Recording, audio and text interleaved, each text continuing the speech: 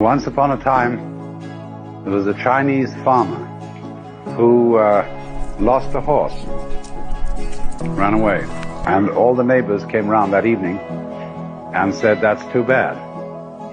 And he said, "Maybe." The next day, the horse came back and brought 7 wild horses with it.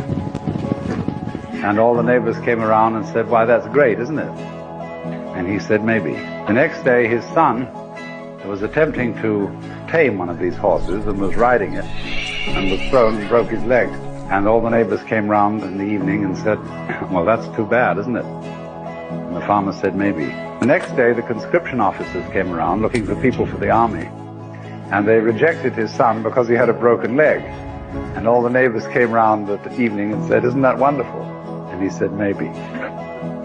The whole process of nature is an integrated process of immense complexity, and it is really impossible to tell whether anything that happens in it is good or bad, because you never know what will be the consequences of a misfortune, or you never know what will be the consequences of good fortune.